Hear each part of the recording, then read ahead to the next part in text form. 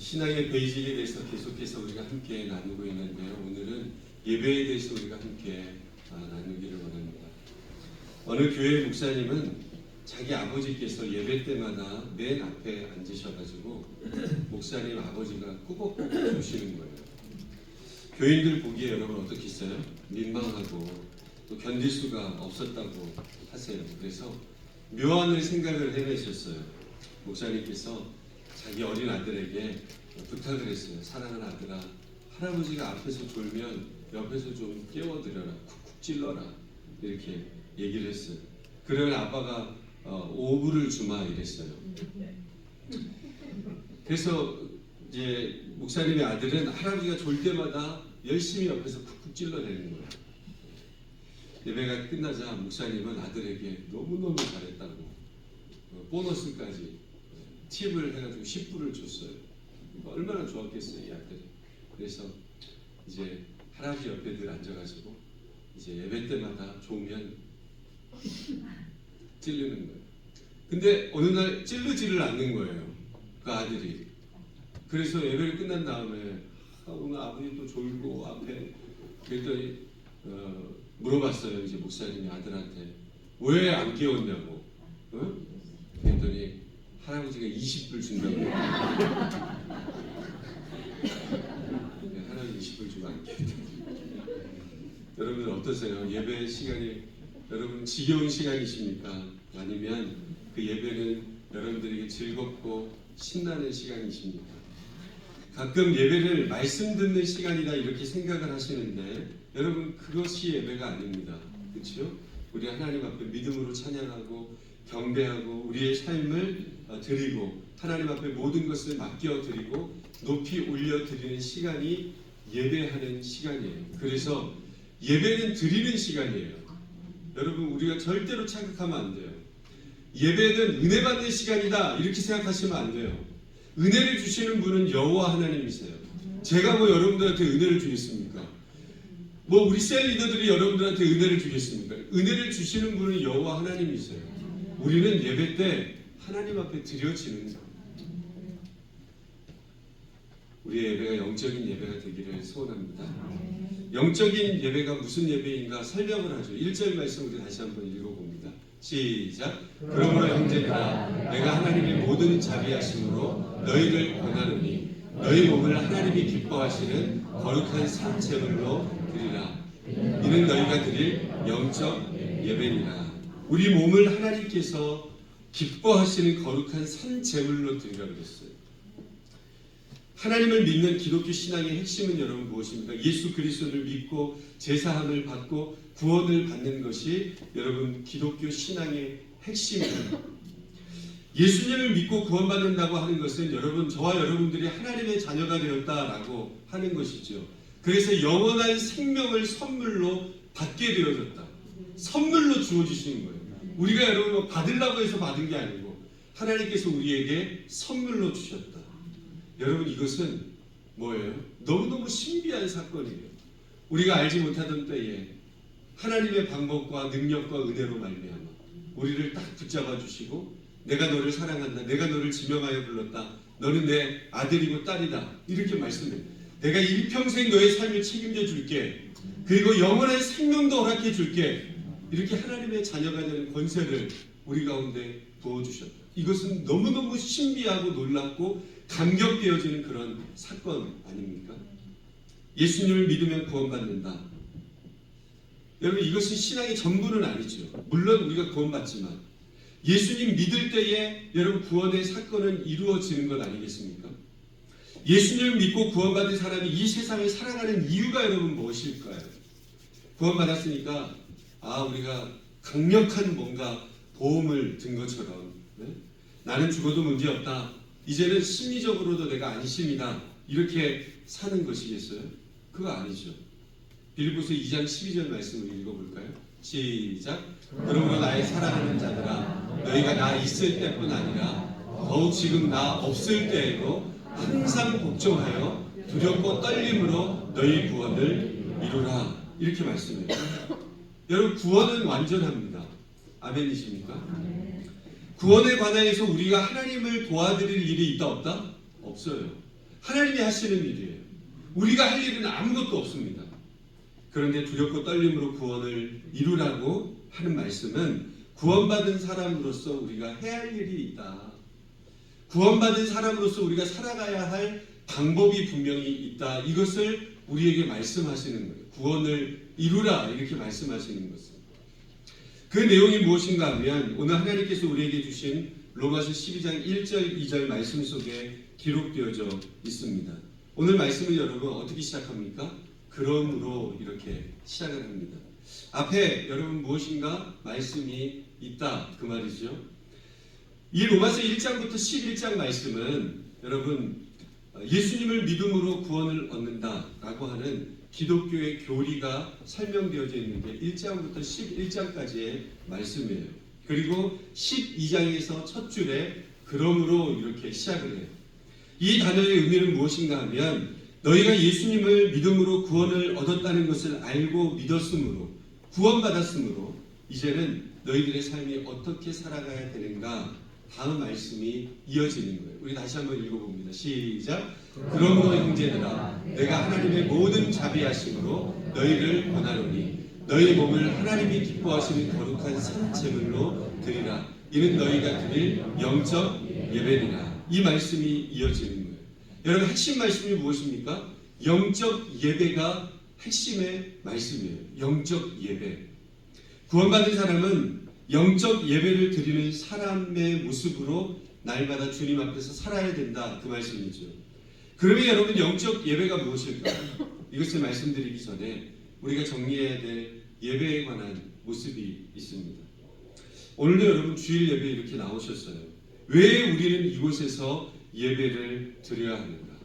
그리고 저와 여러분은 왜 이 자리에서 하나님 앞에 예배를 드리고 왜 이 자리에 나오셨는가라고 하는 것입니다. 예배드리지 않으면 여러분 어때요? 찜찜해가지고 예배드리지 않으면 하나님께서 또 기도하지 않고 예배하지 않으면 뭔가 하나님께서 화가 나가지고 좀 우리 벌 주실 것 같고 그런 모습입니까? 아니면은 예배 안 드리면 사고 날까봐 솔직하게 얘기하셔요. 그리고 예배 안 드리면 하나님께서 주시는 복을 못 받을까봐 그렇게 예배하는 거 맞습니까? 그거 아니잖아요. 하나님께서 우리를 구원하여 주셨음에 감사하고 너무너무 기쁘고 고맙고 그 은혜가 너무나도 한량이 없어가지고 여러분 하나님 앞에 어떤 마음으로 기쁜 마음으로 나와서 예배하는 게 예배자의 마음, 그 예배자를 하나님께서 오늘도 찾고 계시는 것 아니겠습니까? 똑같이 예배 드려도 똑같은 자리에 앉아 있어도 다른 생각하는 사람이 있는가 하면 하나님의 말씀을 듣고 결단하고 이번 주도 내가 어떻게 살아야 될까? 하나님께서 원하시는 것이 무엇일까? 하나님의 뜻이 무엇일까? 하나님의 방법이 무엇일까? 이것을 생각하고 고백하고 선포하는 그 기쁨 말입니다. 그렇게 예배하는 거죠. 우리가 예배드리는 자리에 있다 할지라도 구원의 사건을 이해하지 못하고 기쁨과 감격을 알지 못한다고 한다면 그것은 하나님 앞에서 온전한 예배자가 될 수 없다는 것이죠. 예배는 구원의 사건에 대한 기쁨과 감격으로 하나님 앞에 나와서 드려지는 것입니다. 그래서 예전에는 예배에 대해서 여러분 뭐라 그랬어요? 예배 본다 이렇게 얘기를 했어요. 예배 본다. 예배 본다는 의미는 여러분 무엇입니까? 제3자의 입장에서 예배를 다 판단한다 그 말이에요. 요즘에는 예배 본다는 말을 거의 쓰지 않습니다. 혹시라도 예배 본다. 나 오늘 예배 보러 갈 거야. 이렇게 하면 말을 좀 바꾸시기를 바랍니다. 할렐루야. 예배는 드리는 것입니다. 구경하는 것이 아닙니다. 여러분 예배를 본다 이거는 뭐예요? 찬양대. 찬양할 때 오늘 찬양대 판단하는 거예요. 예배를 볼 때는.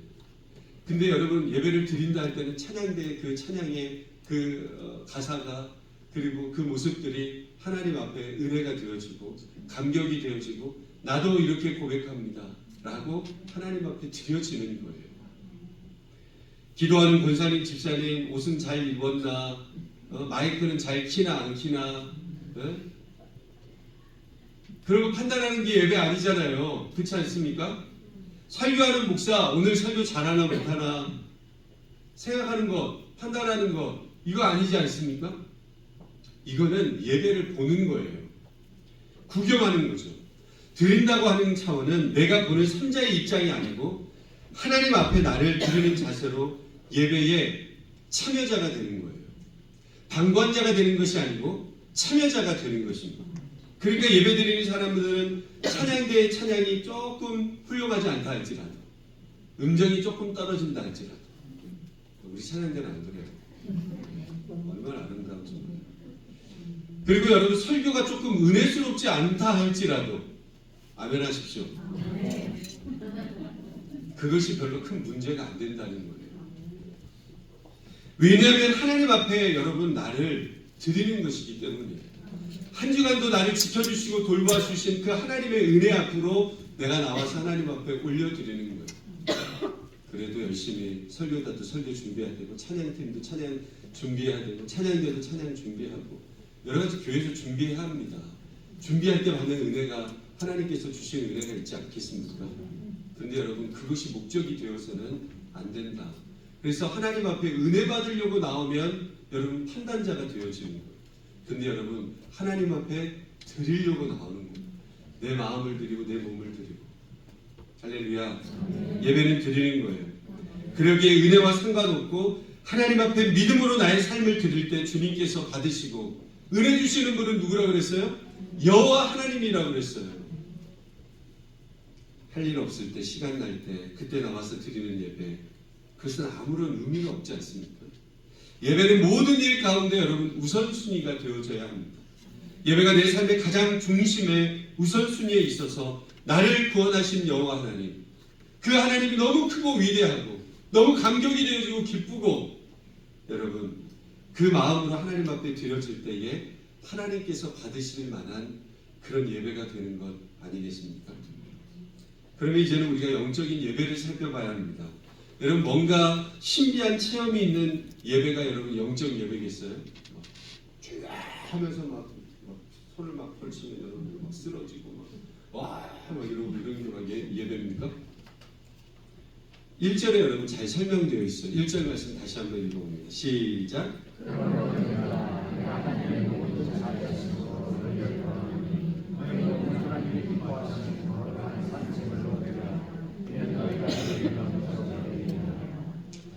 이렇게 말씀하죠. 우리의 몸을 하나님께서 기뻐하시는 거룩한 산 제물로 드리는 것이 영적 예배라고 그래요.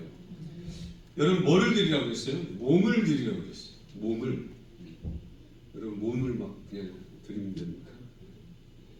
정신적인 부분이 아니고 오히려 몸을 드리라고 했어요. 그것이 영적 예배라고 했어요. 그러면 여러분, 몸을 드린다는 의미가 무엇일까? 우리가 생각해 보아야 합니다. 문자 그대로 우리의 몸을 하나님 앞에 드린다는 것이 아니고, 몸으로 행하여지는 모든 일들과 몸으로 살아가는 우리의 삶을 하나님 앞에 드린다. 이것이 몸을 드리는 거예요. 영적 예배라고 하는 것은 교회에 나와서 정해진 순서에 따라서 이렇게 예배를 드리는 것이 아니고, 우리의 일상적인 삶의 현장에서 우리의 생활로 하나님 앞에 드리는 것, 이것이 바로 영적인 예배다. 이렇게 말씀해요.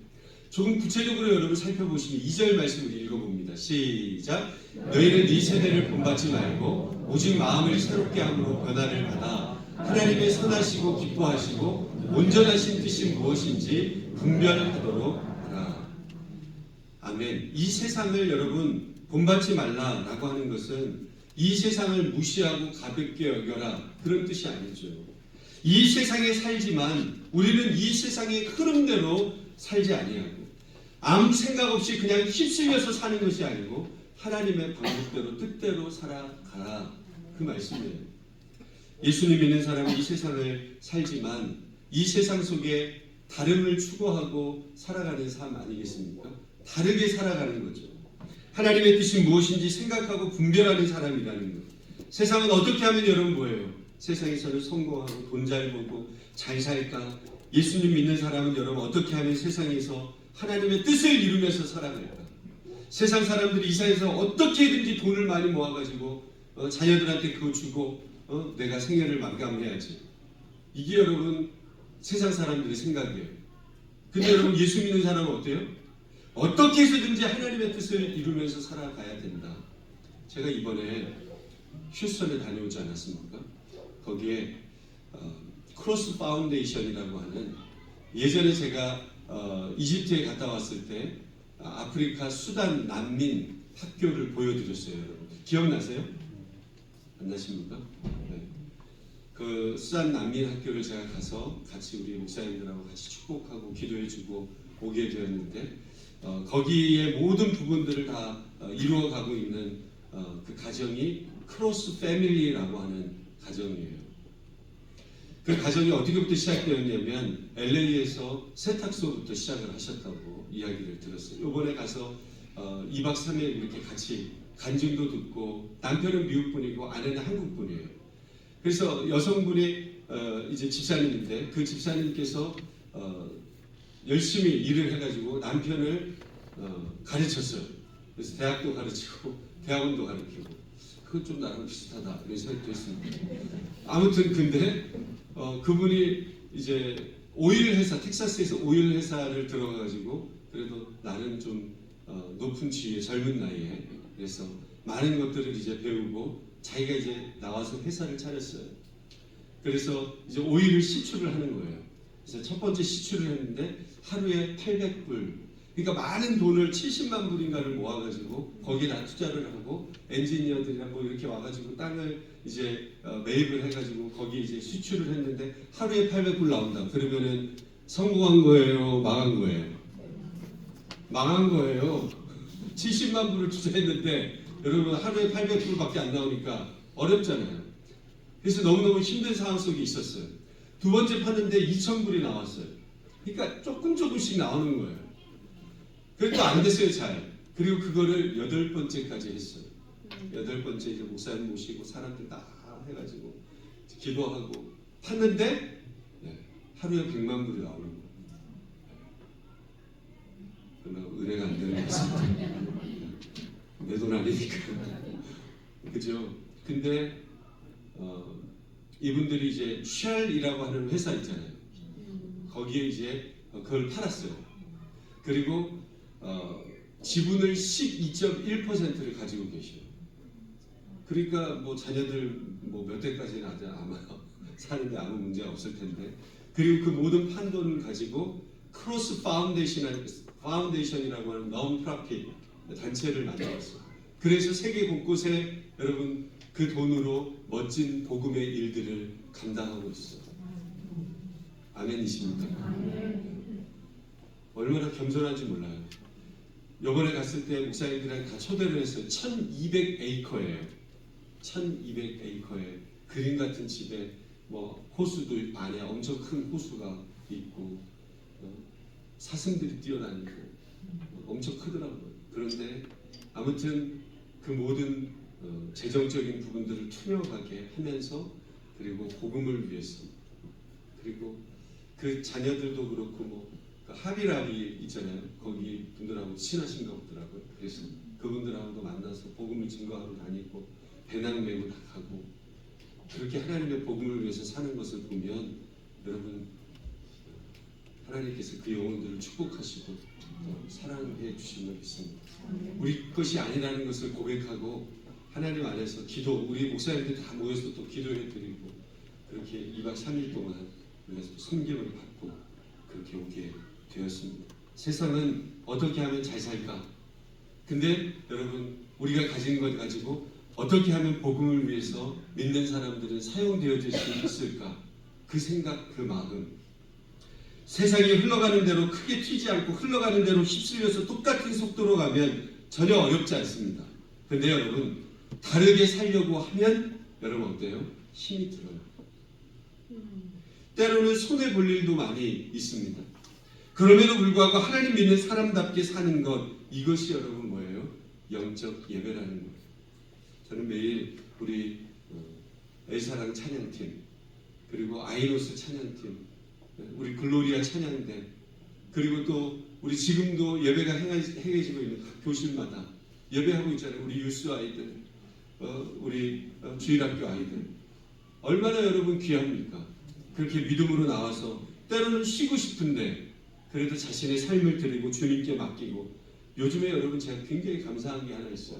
우리 유스 아이들이 모여가지고요, 온라인상에서 생명의 말씀을 매일마다 나누고 있어요.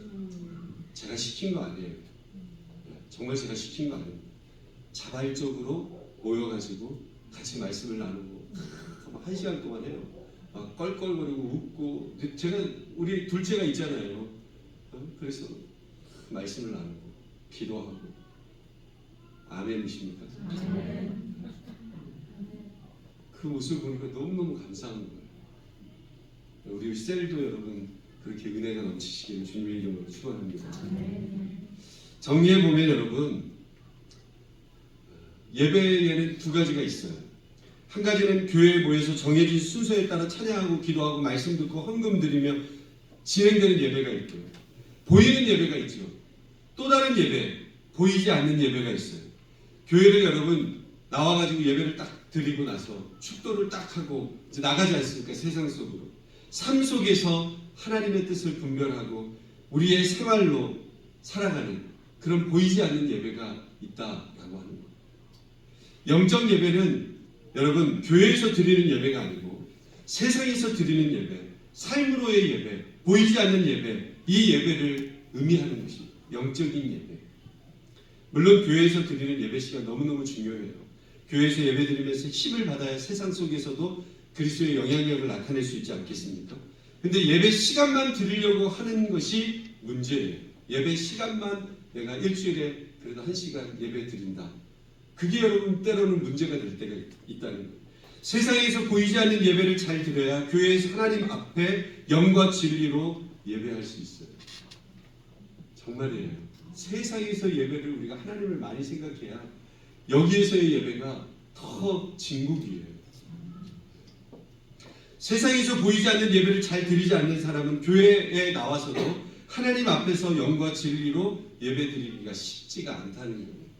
날마다 그 예배를 준비하고 하나님 앞에 믿음으로 나아가는 영혼들이 오늘도 하나님의 말씀이 선포되어지고 찬양하고 함께 드려질 때 그 은혜가 충만한 거 아니겠어요?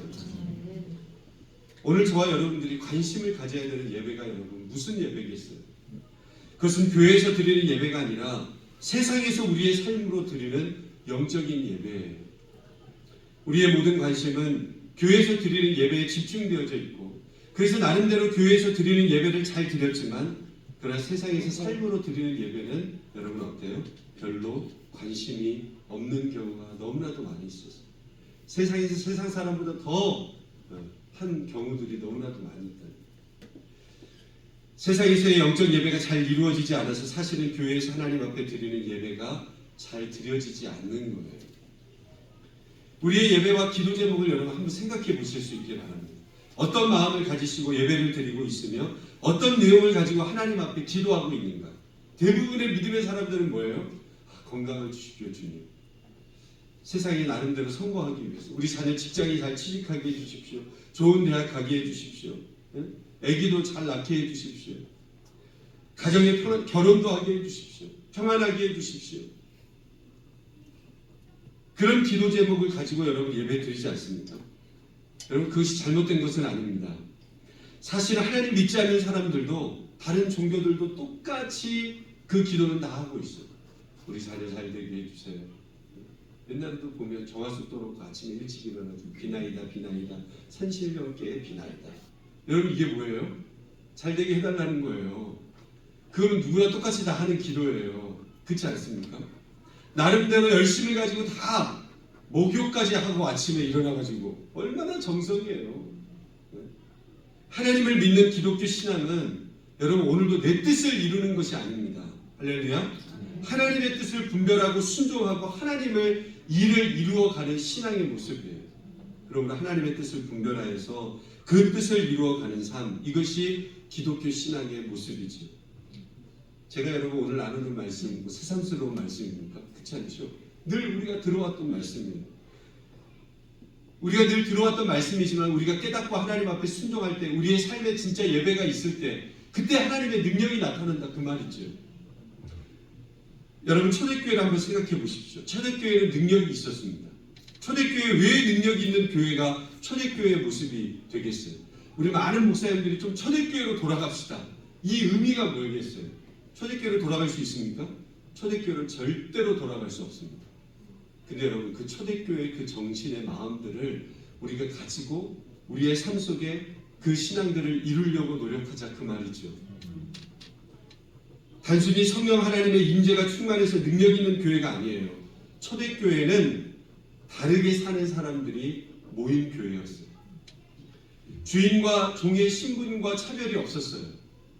가난한 사람, 약한 사람이라고 해서 무시받고 차별 대우 받지 않았습니다. 오히려 있는 사람이 있는 것으로 자랑하지 않고 그 있는 것을 없는 사람들에게 어떻게 했어요? 나누어 주고 베풀고 섬기는 그런 모습이 초대교회에 있었다는 거죠. 그러니까 여러분 세상 사람들과 다르게 사는 모습에 많은 사람들이 어때요? 감동했다는 거예요. 로마 제국이 힘을 가지고 교회를 없애려고 했지만 오히려 로마가 어떻게 돼요?